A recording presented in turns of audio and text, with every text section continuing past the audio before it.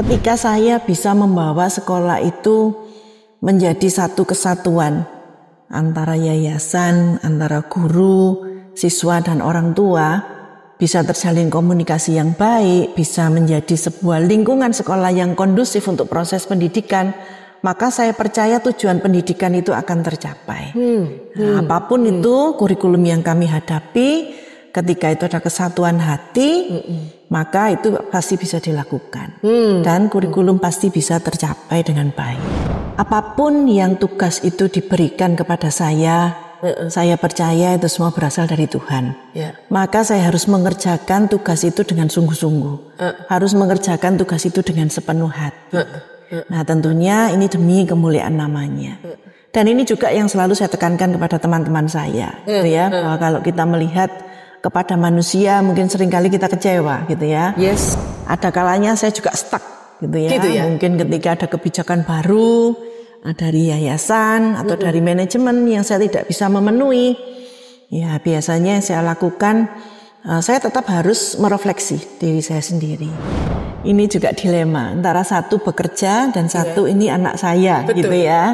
Tapi sejak kecil, sejak dulu mulai playgroup ya, yang kami tekankan pada Jason bahwa mama di sekolah ini bukan mamamu saja, gitu ya. Mama di sekolah ini mamanya orang banyak.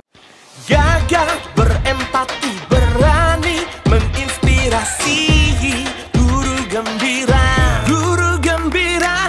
Podcast Guru Gembira, wadah diskusi dengan menghadirkan narasumber yang tentunya informatif, edukatif, dan inspiratif. Guru Gembira. Halo, Guru Gembira.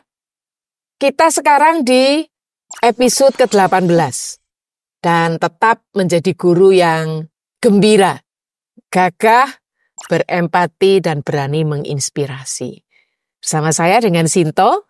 Dan di episode 18 ini sudah dengan tamu yang istimewa. Bu. Salam Guru Gembira.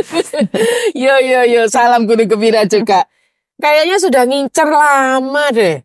Ingin ngobrol dengan sahabat yang satu ini. Ini sahabat istimewa. Kita mengenal itu sudah cukup lama. Tapi pernah bersama-sama 5 tahunan ya Bu ya. Nah, dan menjadi sahabat yang akhirnya sudah ya dekat sekali ya, sudah seperti saudara gitu ya. Kita saling mendukung di dalam pendidikan. Tapi sebelum kita berlanjut, boleh Bu perkenalan dulu Bu. Ya, salam Guru Gembira. Kali ini saya menjadi tamunya Bu Sinto ini ya. Nama saya Ratna Bayu Anggraini. Saya seorang pendidik. Ya, sudah lebih dari 10 tahun ini ya. Di dunia pendidikan 20 tahun bahkan ya. 20 tahun ya. Itu Ibu. Iya. Ibu Ratna. Saya kira banyak sudah. Kalau sudah nongol wajahnya sudah dikenal di semana-mana gitu ya. Dan Guru Gembira saya belajar sangat banyak dari ibu yang satu ini. Tapi nanti kita coba ya kulik lebih jauh. Jangan tinggalkan, kita ikuti. Khususnya para pendidik dan para kepala sekolah muda mesti menggali ini. Ada keistimewaan yang saya akan kejar sampai Bu Ratna ini bisa mengemukakan rahasianya. Ya. Nah, yang pertama ini adalah nanti kita akan melihat ini ada infografis. Nah, infografis ini coba kita perhatikan bahwa ternyata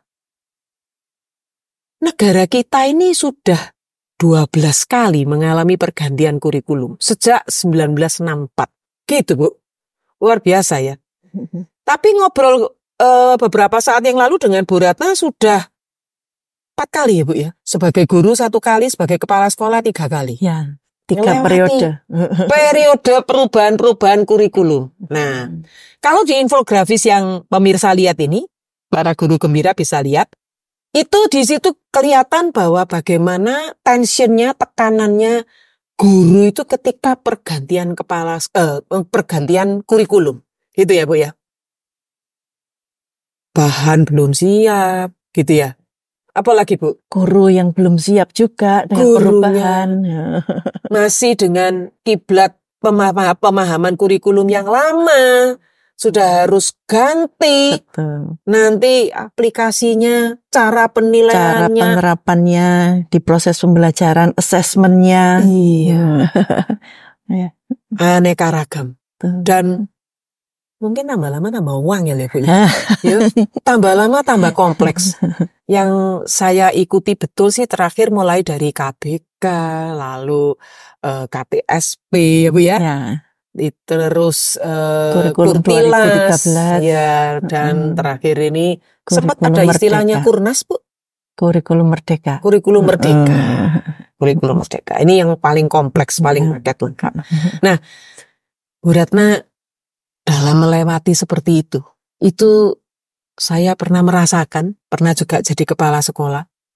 Gimana Ibu melampaui dari tahap demi tahap, pergantian demi pergantian bersama dengan komunitas guru yang beragam?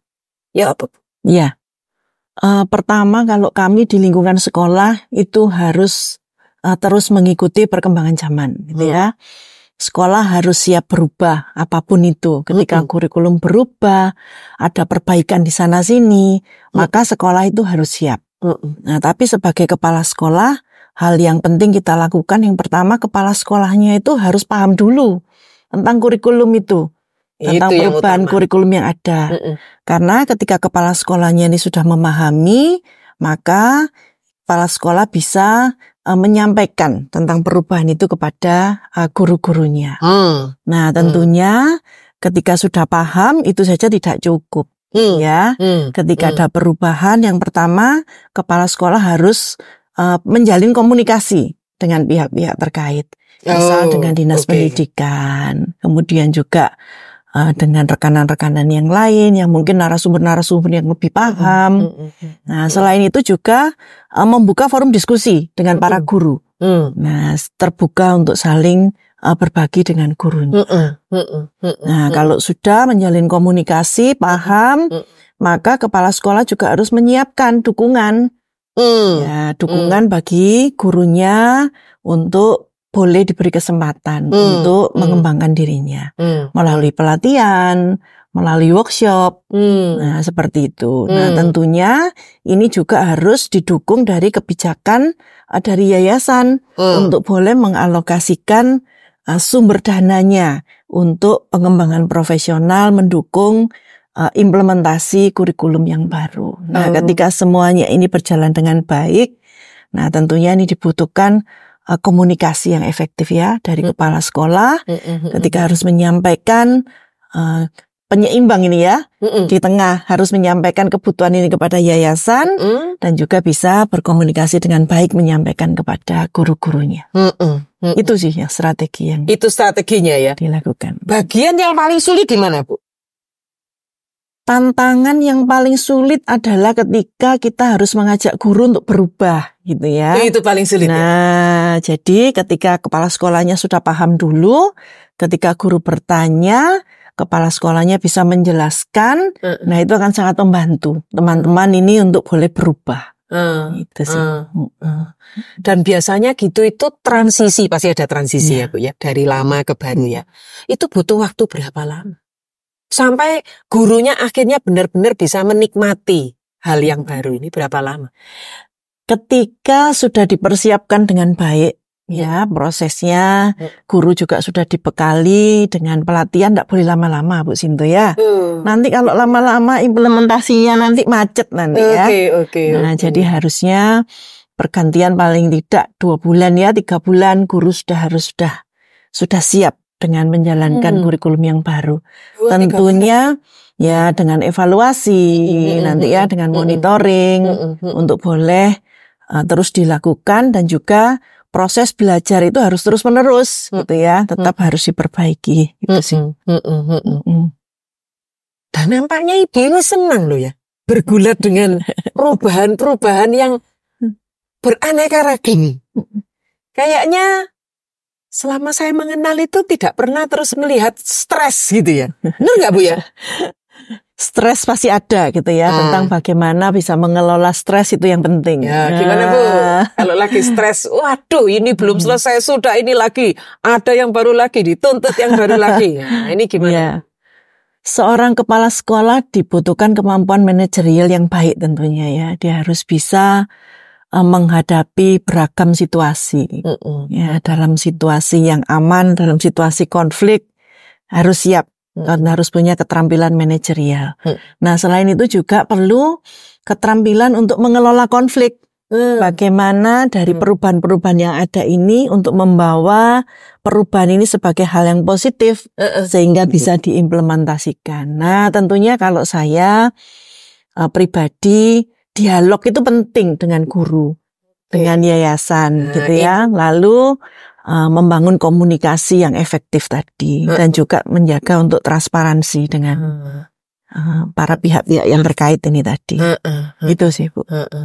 Berjejaringnya ini harus kemana-mana ya Bu ya.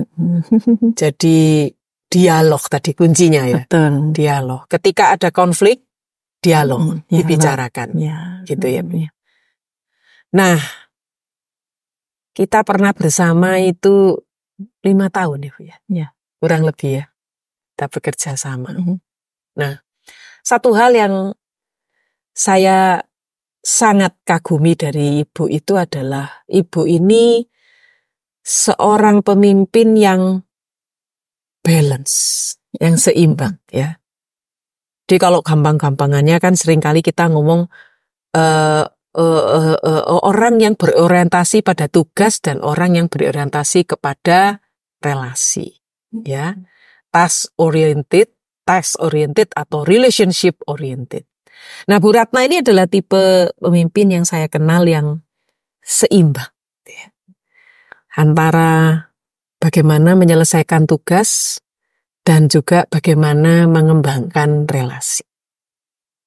Lah, saya kepingin tahu sekarang, bagaimana Ibu mengelola diri bisa seperti itu? Karena itu tidak mudah.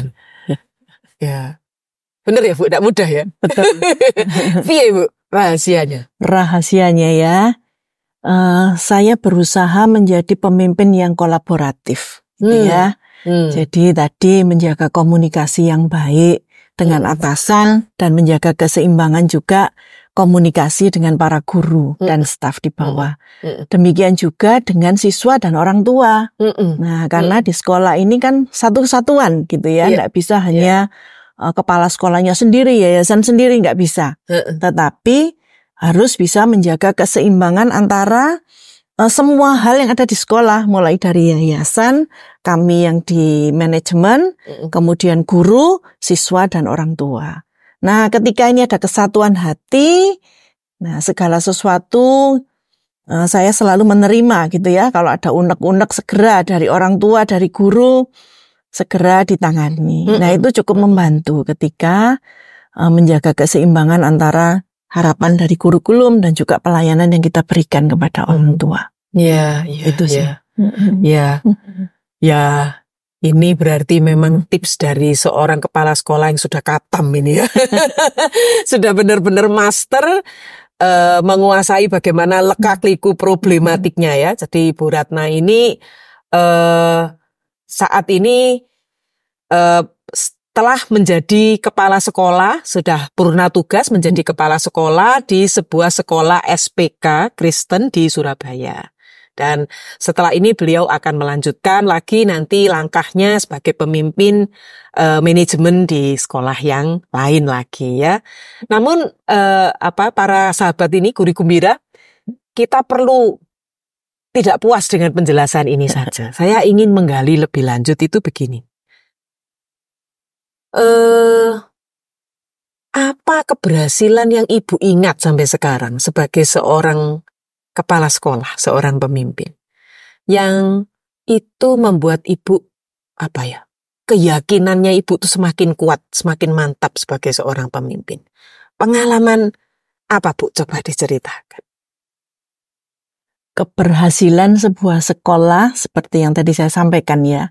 Ketika saya bisa membawa sekolah itu menjadi satu kesatuan antara yayasan, antara guru, siswa, dan orang tua, bisa terjalin komunikasi yang baik, bisa menjadi sebuah lingkungan sekolah yang kondusif untuk proses pendidikan, maka saya percaya tujuan pendidikan itu akan tercapai. Nah, apapun itu kurikulum yang kami hadapi, ketika itu ada kesatuan hati, maka itu pasti bisa dilakukan. Dan kurikulum pasti bisa tercapai dengan baik. Dan itu sebuah keberhasilan menurut saya.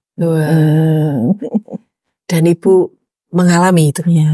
Wah, ini Ibu Ratna ini adalah seorang profil pemimpin dan pendidik yang sangat rendah hati. Yang ya kita bisa lihat bahwa pencapaian-pencapaian yang beliau dapatkan itu benar-benar dialami, dinikmati, tapi juga itu kembali kepada kebesaran Tuhan ya Bu ya, bahwa tidak mungkin itu terjadi tanpa campur tangan Tuhan. Tanpa campur tangan Tuhan. Ini yang luar biasa.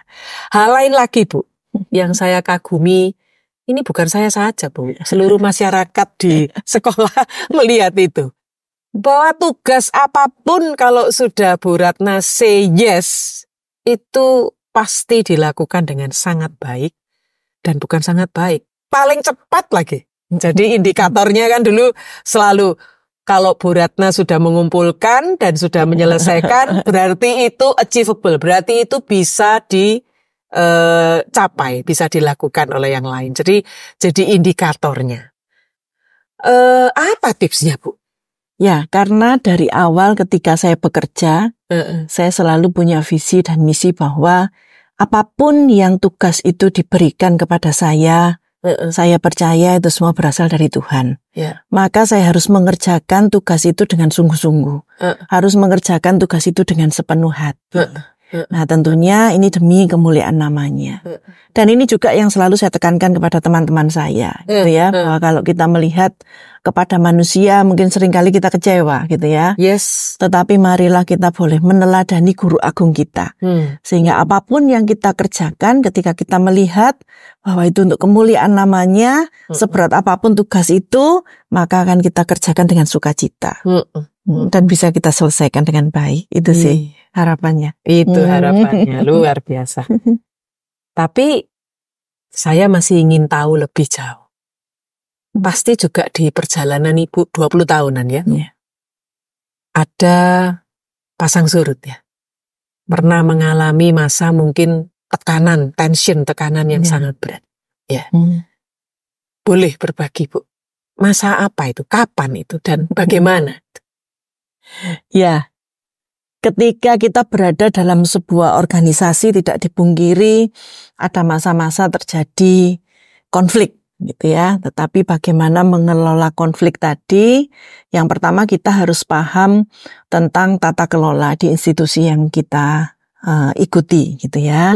Ketika kita paham dengan tata kelola yang ada, maka kita bisa berada di tengah ini ya, untuk bisa menjembatani antara kepentingan yayasan, apa yang diharapkan, tentunya dengan kepentingan guru.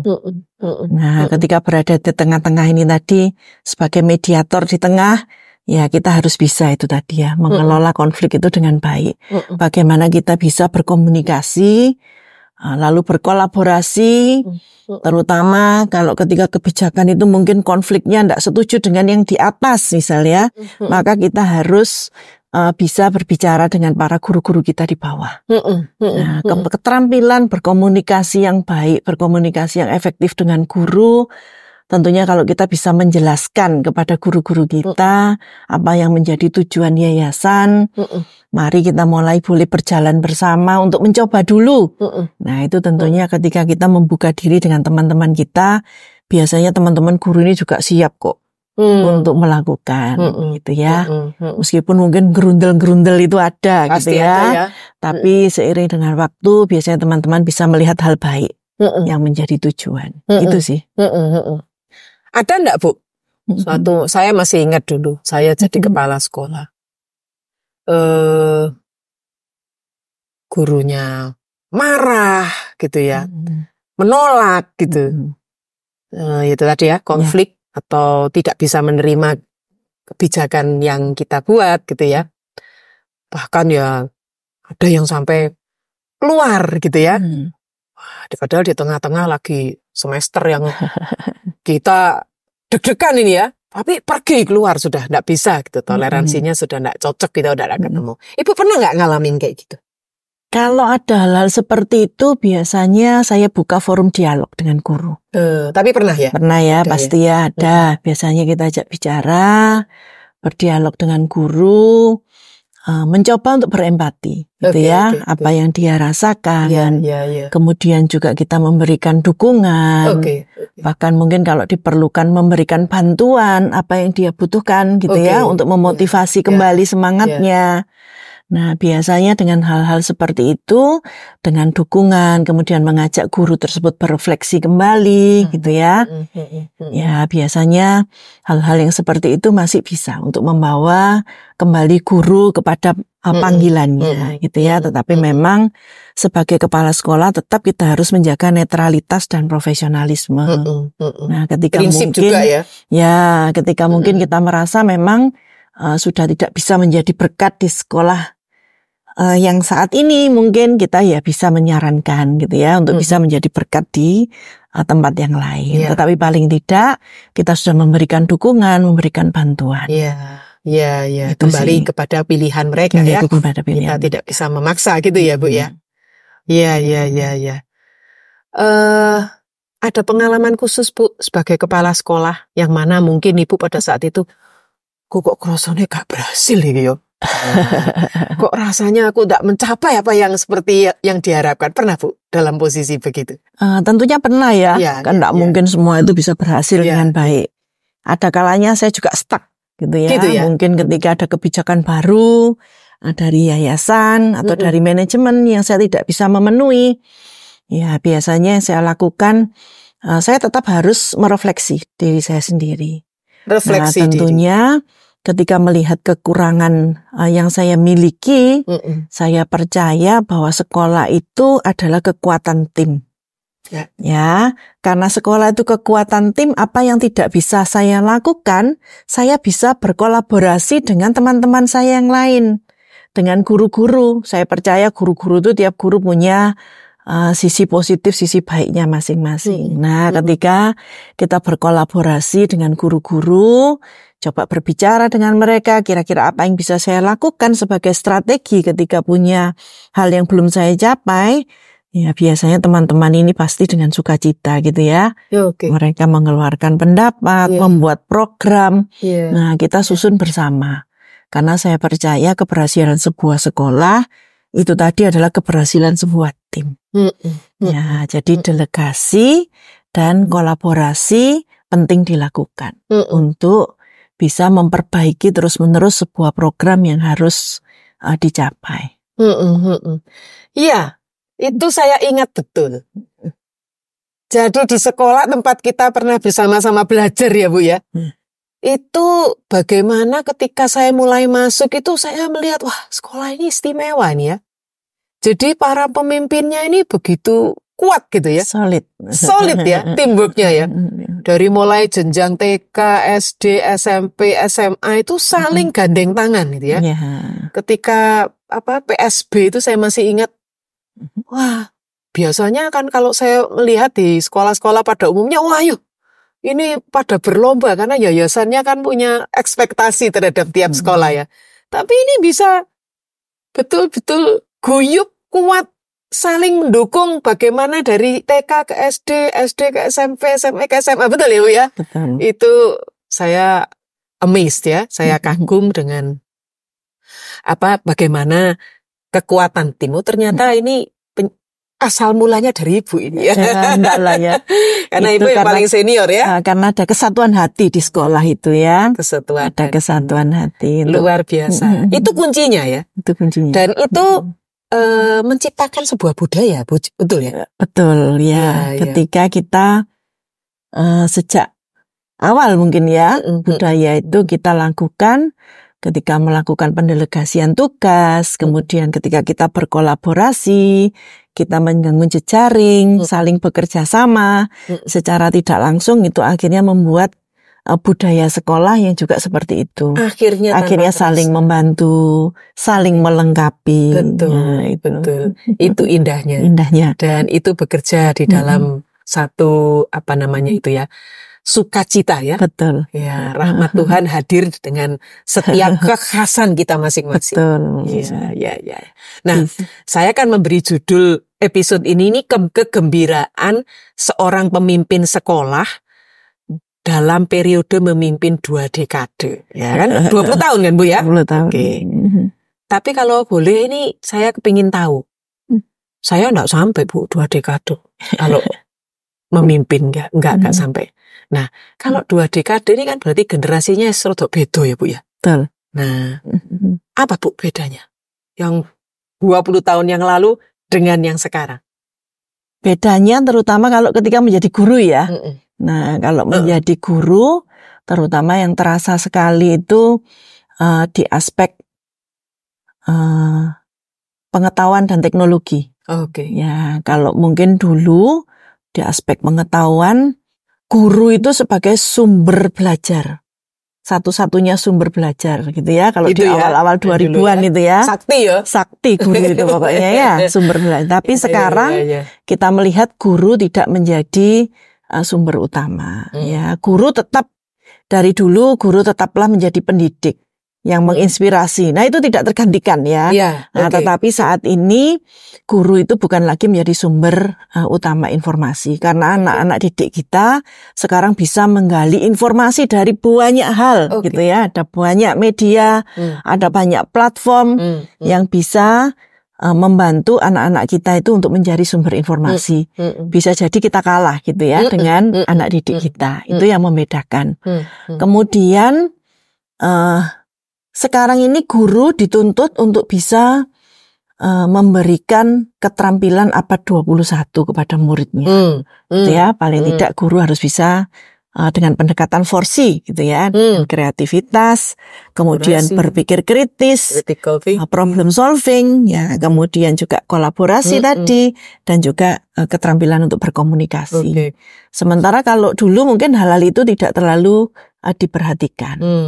Kemudian perkembangan teknologi, guru juga dituntut sekarang ini juga ikut mengikuti perkembangan teknologi gitu ya. Saya masih ingat kalau dulu masih pakai proyektor gitu ya, masih nulis di kertas plastik ya, bukan kertas ya, di plastik. Plastik lalu kertas transparan gitu ya. Kalau sekarang teknologi pembelajaran sudah luar biasa. Nah, guru juga dituntut untuk berkembang.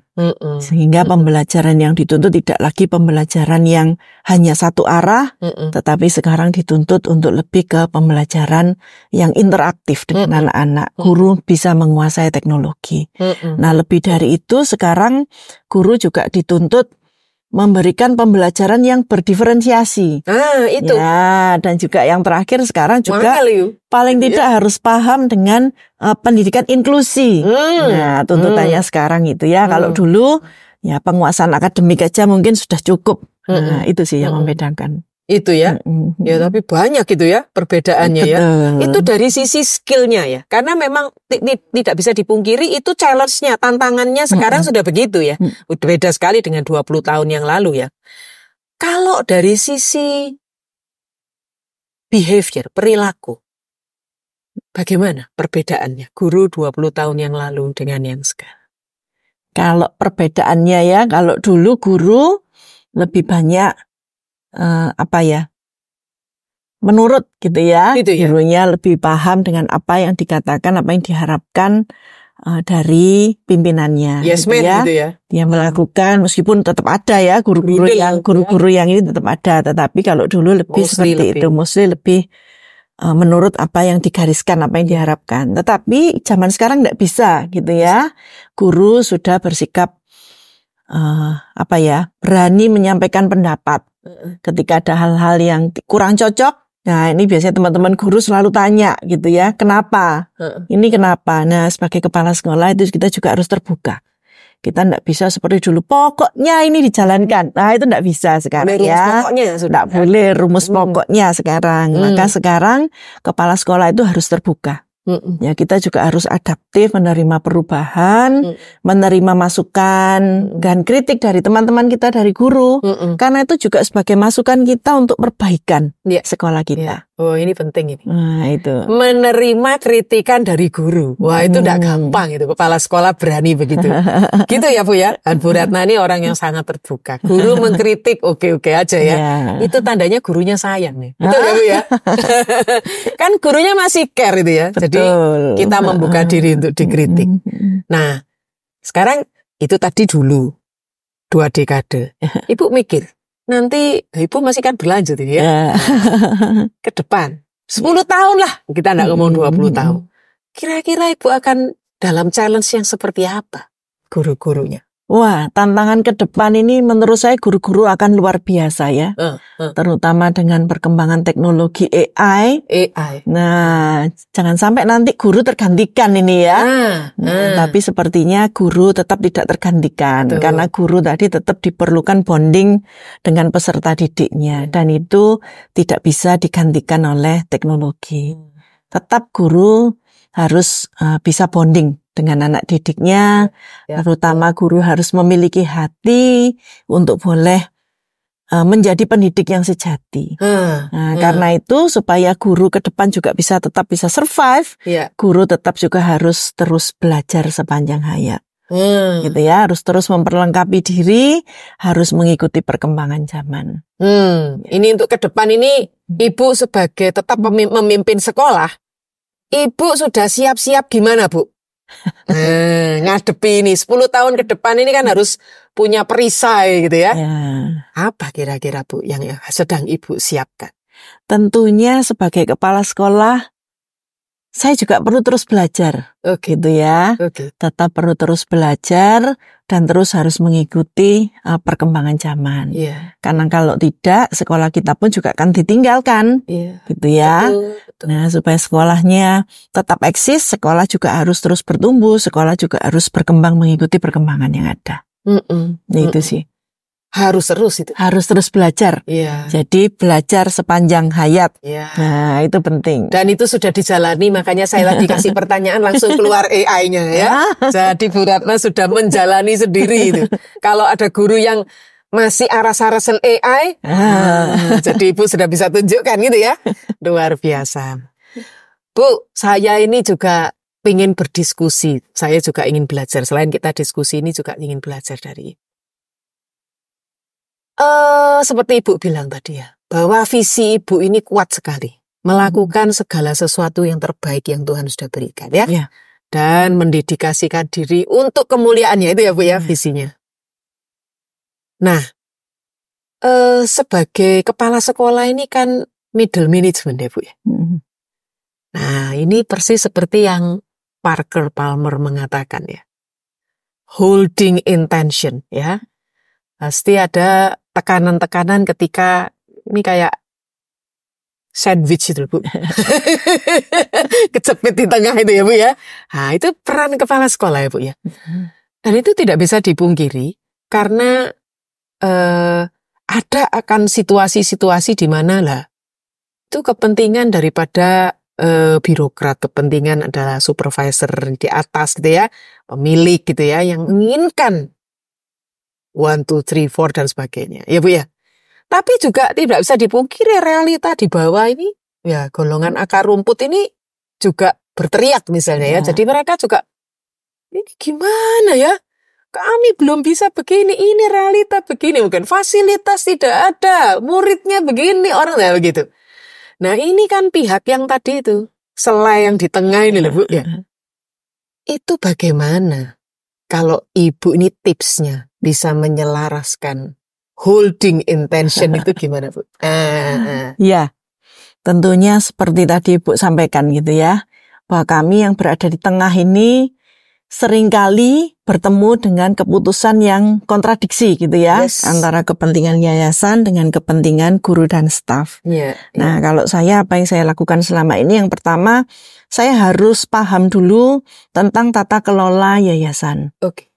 Nah, kemudian juga harus paham tentang daya dukung finansial yang ada di sekolah. Paham ini bagaimana? Ibu mempelajari. Karena bagaimanapun yayasan ini harus memastikan bahwa operasional sekolah harus berjalan. Sementara kami yang di tengah juga harus memastikan kesejahteraan guru juga tetap dapat terjamin, gitu ya. Nah, kami yang di tengah tentunya harus punya keterampilan untuk bisa menyeimbangkan tadi di tengah-tengah gitu ya, ketika ada konflik. Dan kalaupun saya harus mengambil keputusan sesuai dengan apa yang diharapkan yayasan, maka seperti yang sudah saya sampaikan di awal, saya selalu membuka dialog dan komunikasi dengan teman-teman saya di bawah. Oke. Gitu ya, ketika saya harus menyampaikan sesulit apapun itu keputusan yang ditetapkan di atas, saya berusaha menyampaikan dengan dialog dengan guru-guru. Dan mengatakan Dan apa mengatakan apa adanya, gitu ya. Jadi komunikasi yang efektif harus dilakukan, transparansi harus disampaikan, gitu ya.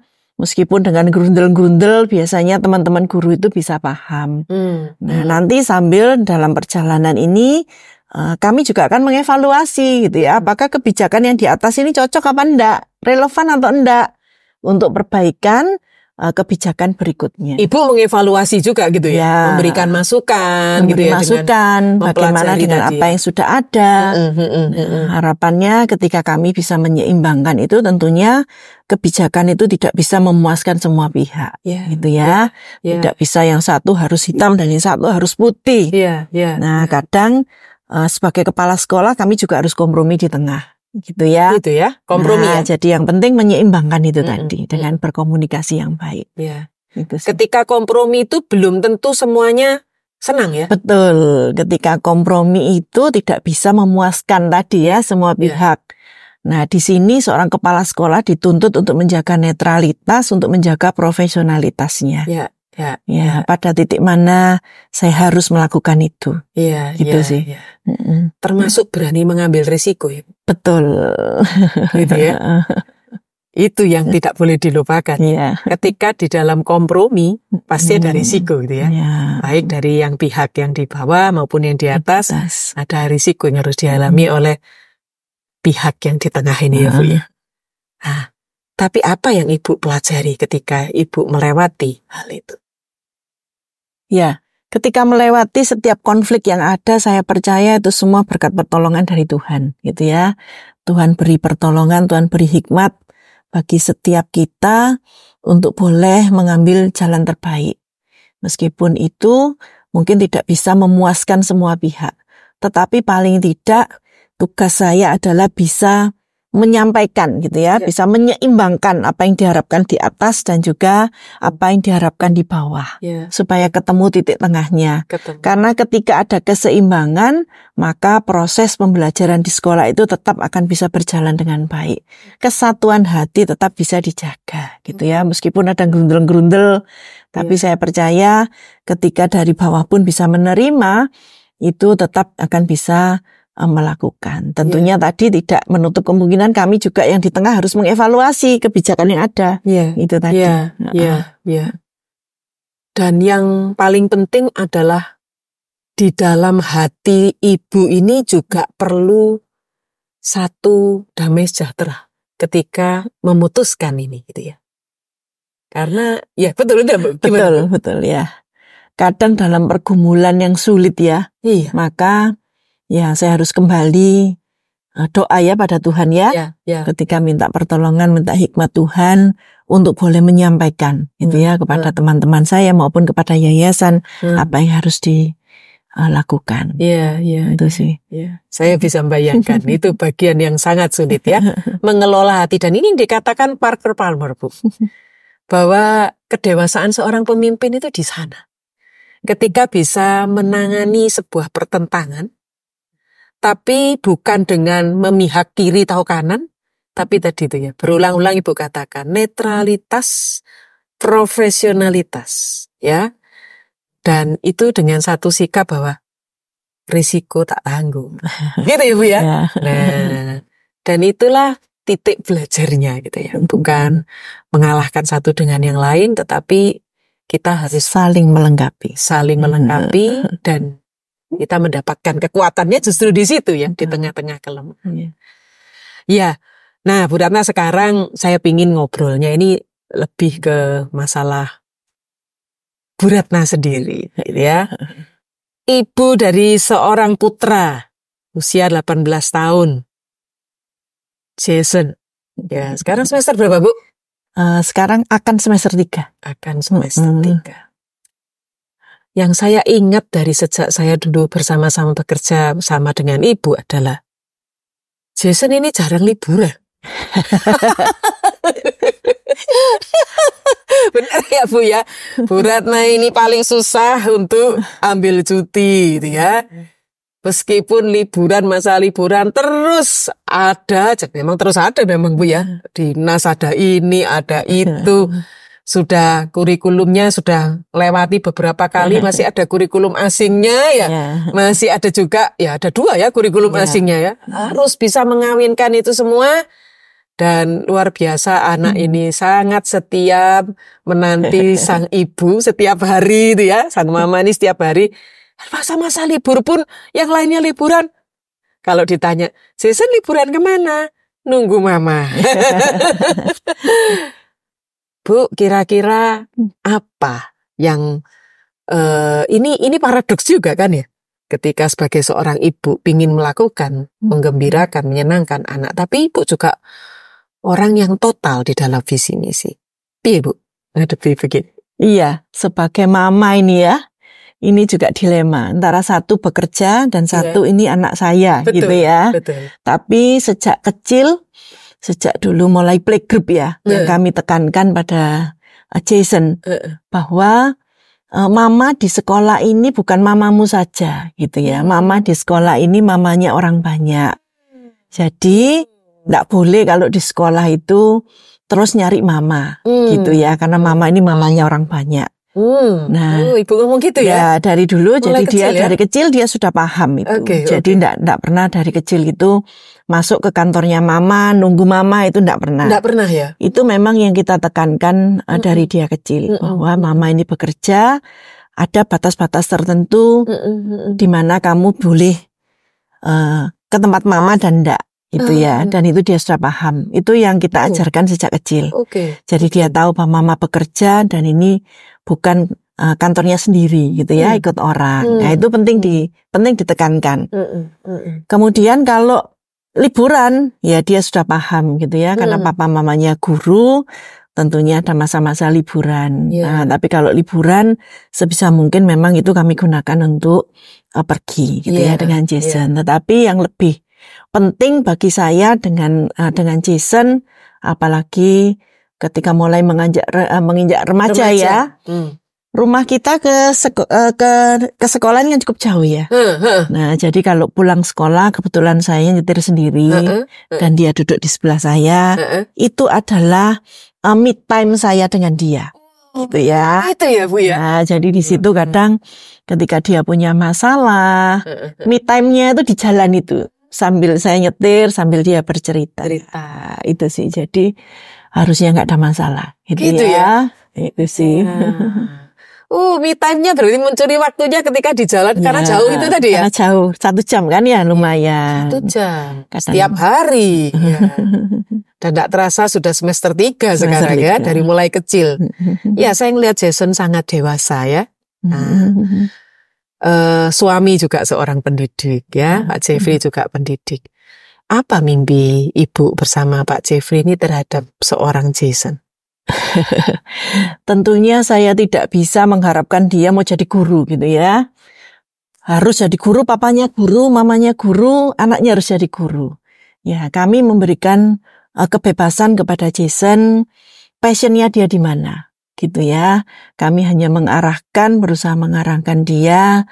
Yang penting kamu memilih pekerjaan sesuai dengan bakat minatmu, sesuai passionmu mau kemana, dan tentunya pesannya mama ini sama papa cuma satu, tetaplah menjadi anak yang takut akan Tuhan untuk apapun yang kamu kerjakan.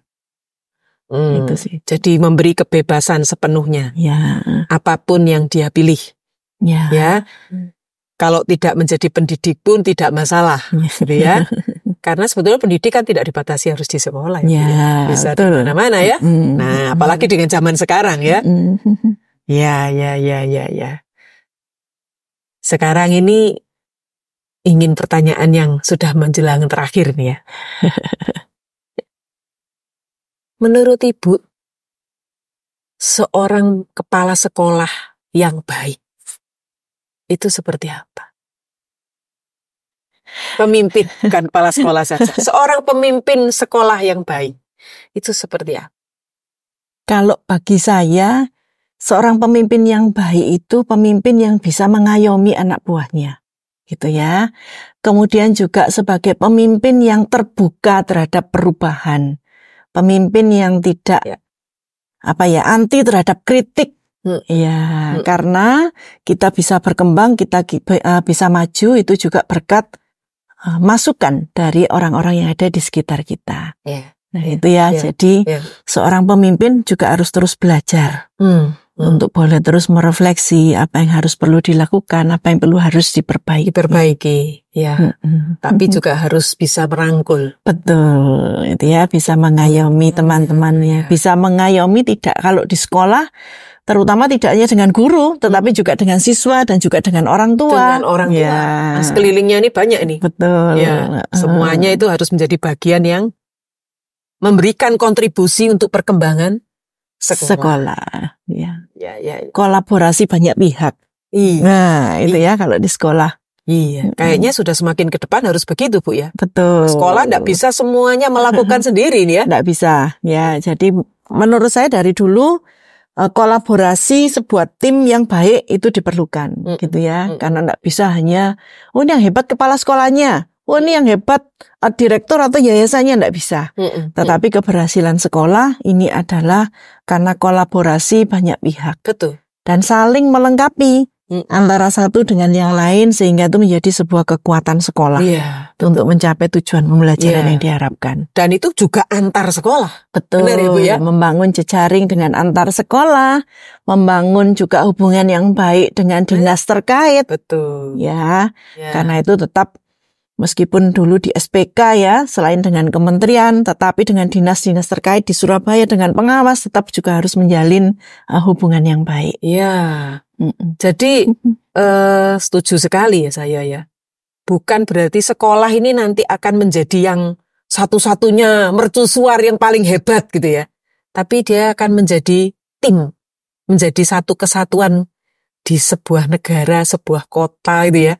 Bahwa sekolah-sekolah di situ saling berkolaborasi. Betul. Menjadi sekolah juga harus saling berbagi praktek baik dengan tetangganya gitu ya. Kebetulan kalau sekarang ini sedang digalakkan komunitas belajar.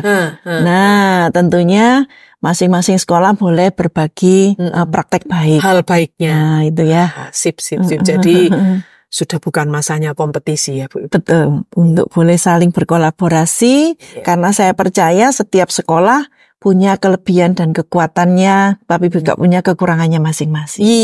Nggak ada yang bisa merangkum semua kebaikan di satu hal gitu. Betul. Ya, Bu ya. Setuju sekali. Sehingga dengan demikian masih ingat tagline-nya teman kita, sahabat kita, kalau banyak sekolah yang baik, cari mantunya gampang. Lah ya, Bu Ratna senang sekali bisa berbincang ini. Waktunya pasti kurang gitu ya. Nanti kita lanjutkan di kemudian hari. Tapi boleh dong Ibu ada hal yang ingin disampaikan pada pemimpin muda saat ini ya. Saat ini kepala sekolah-sekolah sudah mulai banyak yang muda, Bu ya. Betul. Kalau dulu ini kan senior-senior itu baru jadi kepala sekolah ya. Saya lihat sekarang banyak yang muda-muda. Yang muda yang berkarya. Berani mengambil padahal jadi kepala sekolah angel ya, Bu ya. Tapi saya salut anak-anak muda ini berani mengambil keputusan untuk memimpin sebuah sekolah. Nah, tapi harus belajar dari tahapan-tahapan yang tadi menjadi ciri khas dari Bu Ratna. Monggo Bu, coba Ibu sampaikan pesan Ibu kepada para pemimpin muda. Ya, kerjakan dengan baik apa yang Tuhan percayakan kepada setiap kita, tentunya dengan kesungguhan hati, dengan sepenuh hati, sesuai dengan passion kita, dan terutama lakukan itu untuk memuliakan nama Tuhan. Tuhan memberkati kita semua. Oke. Terima kasih Bu Ratna untuk pesan yang luar biasa. Guru Gembira, kita akhiri perbincangan yang seru ini, tapi nanti di episode 19 saya akan hadir lagi dengan satu topik yang berbeda. Dan kita terus ingat bahwa Guru Gembira ini untuk merayakan kegembiraan, baik guru, pemimpin, siapapun, merayakan.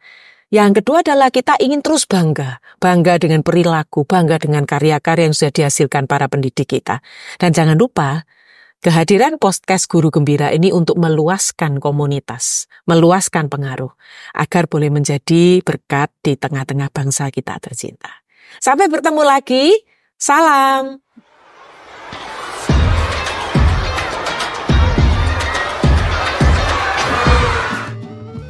Buah mangga, buah pisang, paling enak dimakan dengan tape ketan.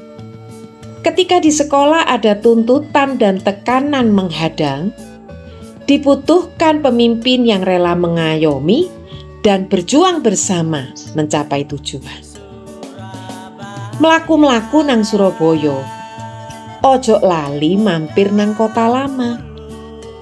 Sekolah akan semakin berjaya ketika memiliki pemimpin yang bijaksana menyikapi perubahan.